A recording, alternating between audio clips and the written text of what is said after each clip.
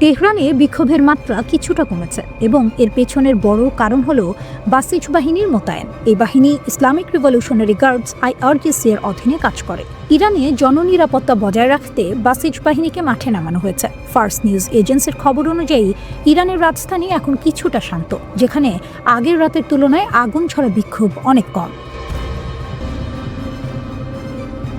সংবাদদাতারা বলছেন, বাসিজ বাহিনী এবং পুলিশ একসাথে কাজ করার পর পরিস্থিতি নিয়ন্ত্রণে এসেছে।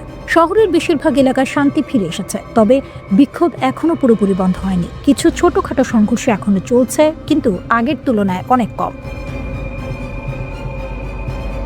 অ্যাটর্নি জেনারেলের নির্দেশ।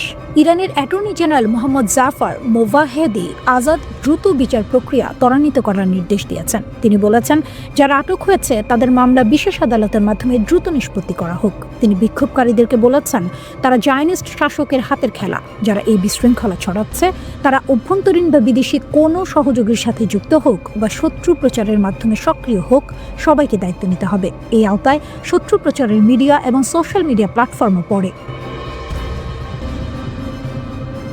নিরাপত্তা বাহিনীর ক্ষয়ক্ষতি। তেহরানের বাইরে খুজেস্তান প্রদেশের সুস্তান শহরে 2 রাতের মধ্যে 2 নিরাপত্তা কর্মী নিহত হয়েছে। ফার্স্ট নিউজ এজেন্সি জানিয়েছে, কর্মচারী নিহতের সংখ্যা কেরমানশাহ প্রদেশে 8। বাসিজ বাহিনীর মূল কাজ হল ইরানের অভ্যন্তরীণ শান্তি বজায় রাখা এবং সংকট মোকাবিলা করা। এমন পরিস্থিতিতে নিয়মিত মোতায়েন করা হয়। তাদের উপস্থিতি ছাড়া পরিস্থিতি অনেক বেশি অস্থির হতে পারত। ইরানের রাষ্ট্রীয় টেলিভিশন জানিয়েছে, কোম শহরে 2 নিরাপত্তা কর্মী বিক্ষোভকারীদের হাতে নিহত হয়েছে। লোরেস্তান প্রদেশে একটি সশস্ত্র গোষ্ঠীর গ্রেপ্তার দৃশ্য সম্প্রচার করা হয়েছে। এছাড়া ইলাম প্রদেশের হলিলাল জেলায় পুলিশ প্রধান নিহত হয়েছেন। মারফদাস্ট ফার্স প্রদেশে এক নিরাপত্তা কর্মীকে জ্বালিয়ে মারা হয়েছে, যা স্থানীয় জনগণের মধ্যে দুশ্চিন্তার সৃষ্টি করেছে। বাসিজ বাহিনীর ভূমিকা। বাসিজ বাহিনী এই ধরনের নির্বিচার, সহিংসতা এবং বিশৃঙ্খল পরিস্থিতি মোকাবিলায় মূল ভূমিকা পালন করে। তারা আইনশৃঙ্খলা বাহিনীর সাথে যৌথভাবে কাজ করে এবং রাজনৈতিক ও সামাজিক স্থিতিশীলতা বজায় রাখে। এই বিক্ষোভগুলি মূলত অর্থনৈতিক সংকট, মুদ্রাস্ফীতি এবং সামাজিক অসন্তোষ থেকে উদ্ভূত। তবে এই পরিস্থিতি শান্তিপূর্ণ সমাধানের চেয়ে অনেকটা সহিংস পথে চলে যাচ্ছে। সংক্ষেপে বলতে গেলে, তেহরান এখন কিছুটা শান্ত, কিন্তু আঞ্চলিক অস্থিরতা এখনো বজায়। বাসিজ বাহিনী এবং পুলিশ যৌথভাবে পরিস্থিতি নিয়ন্ত্রণে এনেছে। নিরাপত্তা কর্মীদের মৃত্যুর সংখ্যা বেড়েছে, যা দেশ জুড়ে আতঙ্ক ছড়িয়েছে। আইনি ব্যবস্থা কঠোর এবং দ্রুত কার্যকর হচ্ছে, যাতে যারা বিশৃঙ্খলা সৃষ্টি করেছে তাদের শাস্তি নিশ্চিত হয়। নীরব কিন্তু ভেতরে ভেতরে উত্তপ্ত। মধ্যপ্রাচ্যের আকাশে আবারও জমছে যুদ্ধের মেঘ। ইরান বলছে তারা যুদ্ধ চায় না, কিন্তু যদি আবার হামলা হয় তাহলে পাল্টা জবাব দিতে তারা পুরোপুরি প্রস্তুত। এই কথাগুলো কোনো সাধারণ হুঁশিয়ারি নয়। কথাগুলো এসেছে ইরানের পররাষ্ট্রমন্ত্রী আব্বাস আরাঘচির মুখ থেকে। লেবাননের রাজধানী বৈরুতে পৌঁছে সাংবাদিকদের সামনে তিনি খুব স্পষ্ট ভাষায় বার্তা দেন। কি বলছে ইরান? আরাঘচি বলেন, ইরান যুক্তরাষ্ট্র বা ইসরায়েলের সঙ্গে যুদ্ধ চায় না, তবে যদি আবার হামলা হয় তাহলে ইরান চুপ করে বসে থাকবে না। তার ভাষায়, আমরা যে কোনো পরিস্থিতির জন্য প্রস্তুত। যুদ্ধ আমাদের পছন্দ নয়, কিন্তু প্রয়োজনে লড়তেও আমরা প্রস্তুত। এই বক্তব্য এসেছে এমন এক সময় যখন আন্তর্জাতিক মহলে আশঙ্কা বাড়ছে ইসরায়েল আবারও ইরানের ওপর হামলা চালাতে পারে। গত জুন মাসে ইসরায়েল ইরানের বিরুদ্ধে 12 দিনের একটি ভয়াবহ সামরিক অভিযান চালায়। সেই হামলায় ইরানের বেশ কয়েকজন শীর্ষ সামরিক কর্মকর্তা এবং গুরুত্বপূর্ণ পারমাণবিক বিজ্ঞানী নিহত হন। শুধু তাই নয়, যুক্তরাষ্ট্র সরাসরি জড়িয়ে পড়ে। মার্কিন বাহিনী ইরানের 3টি গুরুত্বপূর্ণ পারমাণবিক স্থাপনায় বোমা হামলা চালায়। লক্ষ্য ছিল ইরানের ইউরেনিয়াম সমৃদ্ধকরণ কর্মসূচি। ইরানের দাবি, সেই হামলা তাদের কৌশলগতভাবে ভেঙে দিতে পারেনি। আরাঘচির কণ্ঠে আত্মবিশ্বাস স্পষ্ট। যুক্তরাষ্ট্র ও ইসরায়েল ইরানের ওপর তাদের হামলা ও কৌশল পরীক্ষা করেছে, কিন্তু সেই কৌশল ভয়াবহভাবে ব্যর্থ হয়েছে। যদি তারা আবার চেষ্টা করে, ফলাফল একই হবে। তাহলে কি যুদ্ধ আসছে? একদিকে ইরান বলছে যুদ্ধ চায় না, অন্যদিকে যুক্তরাষ্ট্র আবার চাপ বাড়াচ্ছে। গত বছরের ফেব্রুয়ারিতে মার্কিন প্রেসিডেন্ট ডোনাল্ড ট্রাম্প ইরানের ওপর নতুন করে ম্যাক্সিমাম প্রেশার বা সর্বোচ্চ চাপ প্রয়োগের নীতি চালু করে। লক্ষ্য একটাই, ইরান যেন পারমাণবিক অস্ত্র বানাতে না পারে। এই নীতির অংশ হিসেবেই জুনে ইরানের পারমাণবিক স্থাপনাগুলোতে হামলা চালানো হয়। ডিসেম্বরে ট্রাম্প আরও কড়া বার্তা দেন। ফ্লোরিডায় ইসরায়েলের প্রধানমন্ত্রী বেনিয়ামিন নেতানিয়াহুর সঙ্গে বৈঠকে তিনি বলেন, যদি ইরান আবার তাদের পারমাণবিক কর্মসূচি নতুন করে গড়ে তোলে, তাহলে যুক্তরাষ্ট্র আবারও সামরিক হামলা চালাতে পারে। ইরানকে আলোচনায় বসতে চায়, হ্যাঁ, কিন্তু শর্ত আছে। আরাকচি বলেন, ইরান যুক্তরাষ্ট্রের সঙ্গে পারমাণবিক ইস্যুতে আলোচনায় বসতে প্রস্তুত, তবে সেই আলোচনা হতে হবে পারস্পরিক সম্মানের ভিত্তিতে, সমান স্বার্থের জায়গা থেকে, কোনো আদেশ বা চাপের মাধ্যমে নয়। তিনি স্পষ্ট করে বলেন, আলোচনা যদি হয় নির্দেশ আর হুমকির মাধ্যমে, তাহলে তা কখনোই ফলপ্রসূ হবে না, কিন্তু যদি পারস্পরিক সম্মান থাকে তাহলে সমাধান সম্ভব। ইরান বর্তমানে 60% পর্যন্ত ইউরেনিয়াম সমৃদ্ধ করছে। এটা অস্ত্র তৈরির স্তর থেকে মাত্র এক ধাপ নিচে। 2015 সালে ইরান বিশ্বের বড় শক্তিগুলোর সঙ্গে একটি পারমাণবিক চুক্তি করেছিল, কিন্তু 2018 সালে ডোনাল্ড ট্রাম্প সেই চুক্তি থেকে যুক্তরাষ্ট্রকে একতরফাভাবে বের করে নেন। ইরানের দাবি, তাদের পারমাণবিক কর্মসূচি পুরোপুরি শান্তিপূর্ণ। তবে পশ্চিমা দেশগুলো ও জাতিসংঘের পারমাণবিক সংস্থা বলছে 2003 সাল পর্যন্ত ইরানের একটি সংগঠিত অস্ত্র কর্মসূচি ছিল। ইরানের রাস্তাগুলো এখন আগুনের শিখার মতো উস্কে উঠেছে। শহর গ্রামের মানুষ নেমে এসেছে বিক্ষোভে। আর সেই সঙ্গে দেশের সর্বোচ্চ নেতা আয়াতুল্লাহ আলী খামেনি নতুন করে সতর্কবার্তা দিয়েছেন। রাষ্ট্রীয় টেলিভিশনে তিনি বললেন, বিক্ষোভকারীরা অন্য দেশের প্রেসিডেন্টকে খুশি করতে নিজেরাই নিজেদের রাস্তা নষ্ট করছে। খামেনি জনগণকে সতর্ক করেছেন, বিদেশি শক্তির সঙ্গে কখনো যোগসাজশ করবেন না। যদি কেউ বিদেশিদের এজেন্ট হিসেবে কাজ করে, ইরানের সরকার এবং জনগণ তাকে প্রত্যাখ্যান করবে। তিনি যুক্তরাষ্ট্রের প্রেসিডেন্ট ডোনাল্ড ট্রাম্পের সমালোচনা করে বলেন, তার হাতে ইরানিদের রক্ত লেগে আছে। তিনি দাবি করেন, ইরানের জনগণের পাশে আছেন, কিন্তু তিনি সাধারণ মানুষকে নিয়ে কিছু ভাবেন না। খামেনি বললেন, অনেক বিক্ষোভকারী হয়তো ট্রাম্পের কথা বিশ্বাস করতে পারে, কিন্তু শুধু তাকে খুশি করতে তারা আগুন জ্বালাচ্ছে, রাস্তায় ভাঙচুর করছে। তিনি জনগণকে সচেতন থাকার এবং ঐক্য বজায় রাখার আহ্বান জানান। জাতি যে কোনো শত্রুর বিরুদ্ধে বিজয়ী হবে, বলেন খামেনি। 8 জানুয়ারি রাত থেকে তেহরান ও অন্যান্য শহরে বিক্ষোভ তীব্র আকার ধারণ করেছে। নির্বাসিত রেজা পাহলভি ইরানদের রাস্তায় নামার আহ্বান জানিয়েছেন। এদিকে ইরান সরকার দেশ জুড়ে ইন্টারনেট ও আন্তর্জাতিক টেলিফোন যোগাযোগ বন্ধ করেছে। সামাজিক যোগাযোগ মাধ্যমে ছড়িয়ে পড়া ভিডিওতে দেখা গেছে মানুষ আগুন জ্বালাচ্ছে, সরকার বিরোধী স্লোগান দিচ্ছে, রাস্তায় ভাঙাচোরা জিনিসপত্র পড়ে আছে। দীর্ঘ নীরবতার পর রাষ্ট্রীয় টেলিভিশন বিক্ষোভ নিয়ে খবর প্রচার শুরু করেছে। সেখানে বলা হয়েছে, যুক্তরাষ্ট্র ও ইসরায়েলের সন্ত্রাসী এজেন্টরা সহিংসতা ছড়িয়েছে। হতাহতের কথা স্বীকার করা হলেও বিস্তারিত জানানো হয়নি। খামেনি বিক্ষোভকারীদের বিরুদ্ধে কঠোর ব্যবস্থা নেওয়ার ইঙ্গিত দিয়েছেন। ইন্টারনেট ও যোগাযোগ ব্যবস্থার ব্যাহত হওয়ায় বিক্ষোভের প্রকৃতি ও মাত্রা এখনও পুরোপুরি বোঝা যাচ্ছে না। তবে বিশ্লেষকরা বলছেন, এটি গত কয়েক বছরের মধ্যে ইরান সরকারের সবচেয়ে বড় চ্যালেঞ্জ। 28 ডিসেম্বর থেকে দুর্বল অর্থনীতি ও জীবনযাত্রার ব্যয় নিয়ে শুরু হওয়া বিক্ষোভ ধীরে ধীরে দেশ জুড়ে ছড়িয়ে পড়েছে। এবছর রেজা পাহলভির সমর্থন যাচাইয়ের প্রথম বড় সুযোগ এসেছে। 1979 সালের ইসলামী বিপ্লবের আগে তার অসুস্থ বাবা শাহ মোহাম্মদ রেজা পাহলভি দেশ ছেড়ে পালিয়ে যেতে বাধ্য হন। এবারের বিক্ষোভে শাহের সমর্থনে স্লোগান শোনা গেছে। অতীতে এমন স্লোগান দেওয়ার জন্য মৃত্যুদণ্ড পর্যন্ত হতো। মানবাধিকার সংস্থা HRANA জানাচ্ছে, এই পর্যন্ত সহিংসতায় অন্তত 42 জন নিহত হয়েছেন এবং 2270 জনের বেশি মানুষ আটক হয়েছেন। রেজা পাহলভি বিক্ষোভকারীদের আরও রাস্তায় নামার আহ্বান দিয়েছেন। 9 জানুয়ারির রাতেও তিনি একই আহ্বান জানিয়েছেন। এদিকে যুক্তরাষ্ট্রের প্রেসিডেন্ট ট্রাম্প বলেছেন, যদি ইরানি নিরাপত্তা বাহিনী বিক্ষোভকারীদের উপর হামলা চালায়, তিনি হস্তক্ষেপ করবেন। তিনি বলেছেন, আমরা প্রস্তুত। যদি মানুষ হত্যা শুরু করে, আমরা তাদের উপর কঠোরভাবে আঘাত হানব। একই সঙ্গে ট্রাম্প রেজা পাহলভিকে ভালো মানুষ হিসেবে মন্তব্য করেছেন, তবে প্রেসিডেন্ট হিসেবে তার সঙ্গে দেখা করার কোনো পরিকল্পনা নেই।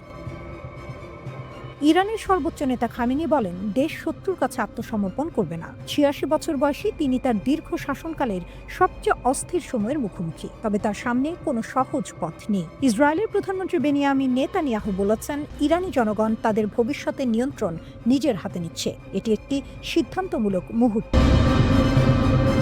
ইরানের রাস্তায় আগুন জ্বলছে, অর্থনীতি ডুবে যাচ্ছে, আর এখন দেশটির সর্বোচ্চ নেতা খুব বিরল একটি সরাসরি বার্তা দিলেন মার্কিন প্রেসিডেন্টের উদ্দেশ্যে। আয়াতুল্লাহ আলী খামেনি বলেছেন, ডোনাল্ড ট্রাম্পের হাতে ইরানের রক্ত লেপ্টে আছে। তিনি তাকে অহংকার, রক্তপাত এবং হস্তক্ষেপের জন্য দোষারোপ করেছেন। এমনকি বলেছেন, ইতিহাসে দেখেছেন শাসকরা কখনোই তাদের শক্তির শিখরে নিরাপদ থাকে না। ইরানের সব শহরের সাধারণ রাস্তাগুলো এখন যুদ্ধক্ষেত্র। মানুষ বের হচ্ছে, সরকারকে চ্যালেঞ্জ জানাচ্ছে, চলমান মুদ্রার অবমূল্যায়ন, মুদ্রাস্ফীতি এবং বাজার ভেঙে যাওয়ার ক্ষোভ প্রকাশ করছে। চিৎকার, বিক্ষোভ, সংঘর্ষ, ভাঙচুর সবকিছু মিলে গিয়েছে। এই অবস্থার মাঝে খামেনি জাতির উদ্দেশ্যে ভাষণ দিয়েছেন। বার্তাটি ছিল সরাসরি এবং ব্যক্তিগত।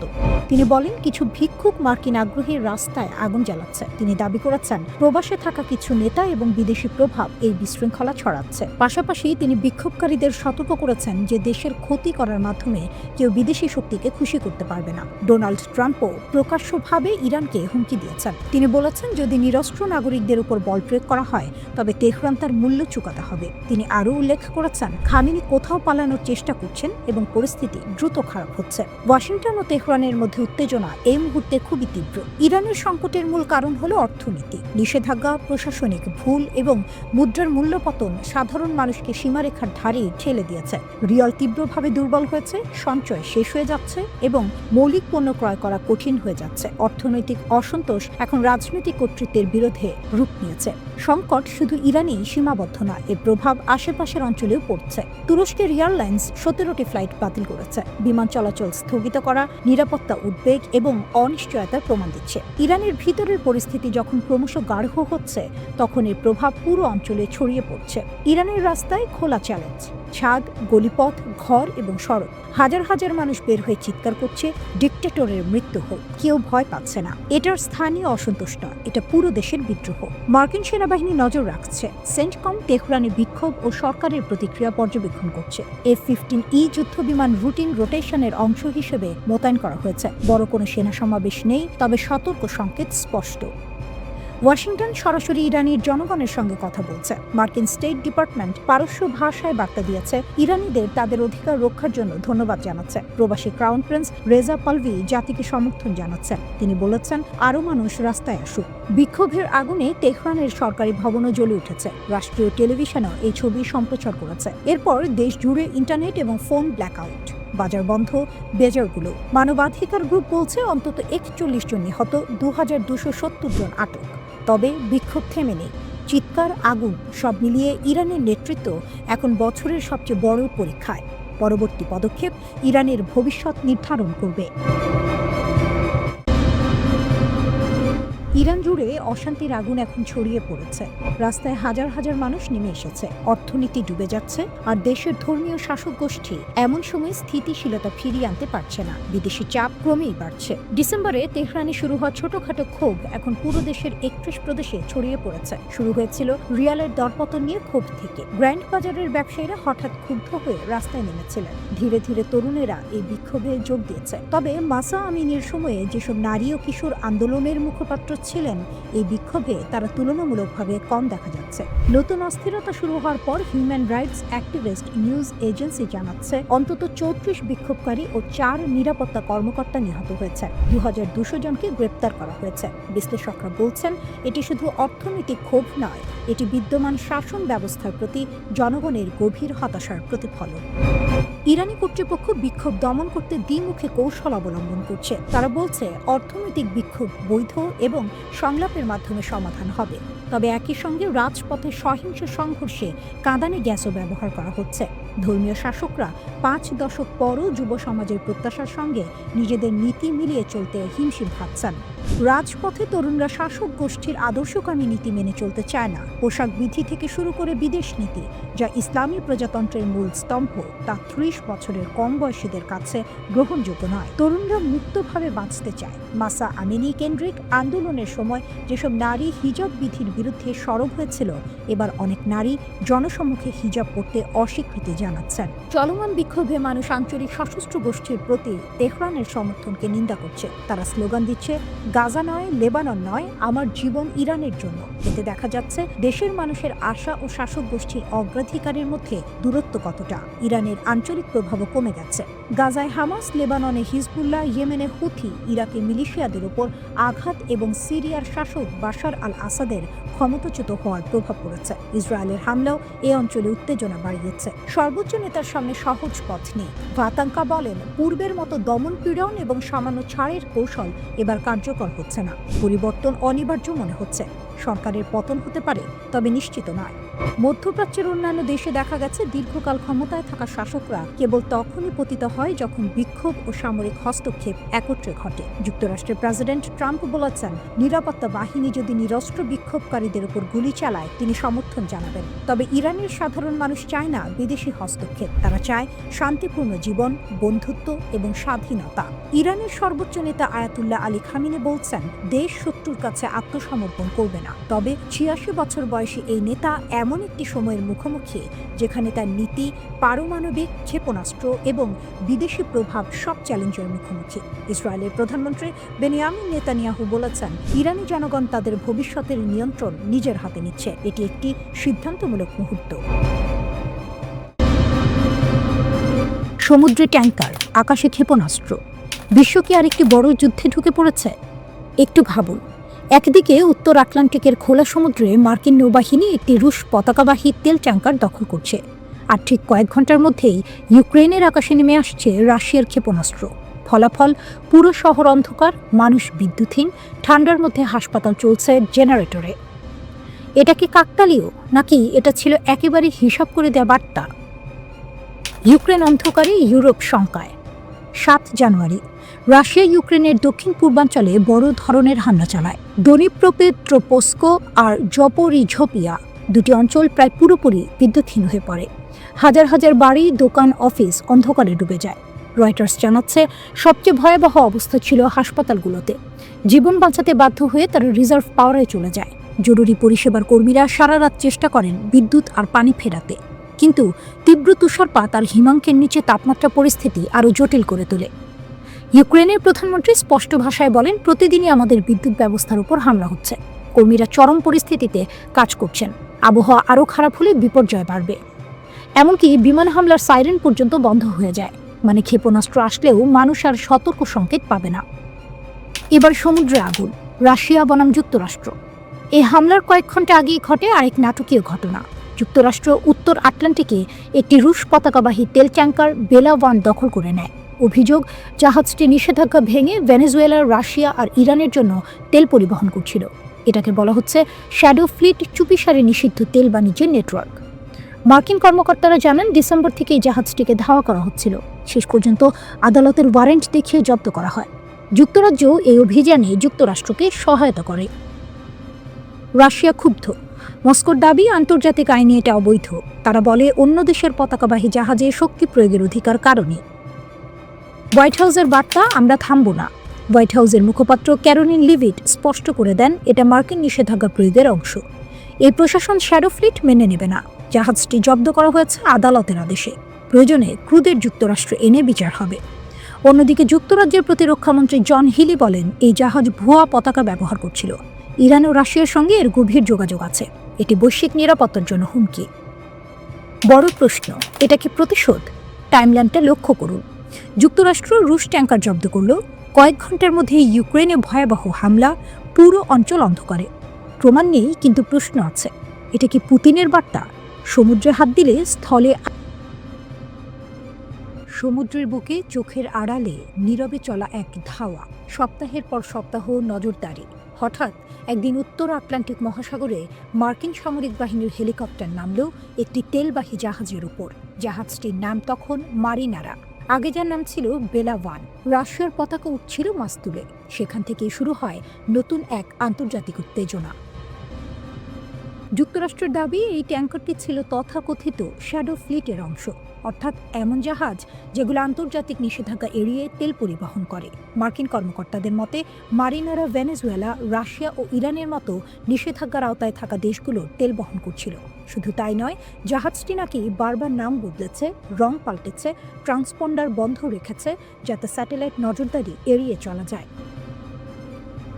এই অভিযোগের ভিত্তিতেই যুক্তরাষ্ট্রের একটি ফেডারেল আদালত জাহাজটি জব্দ করার অনুমতি দেয়। সে আদেশ বাস্তবায়ন করে যুক্তরাষ্ট্রের কোস্ট গার্ড ও সামরিক বাহিনী। অপারেশনটি হয় আন্তর্জাতিক জলসীমায়। এটাই সবচেয়ে বিতর্কিত বিষয়।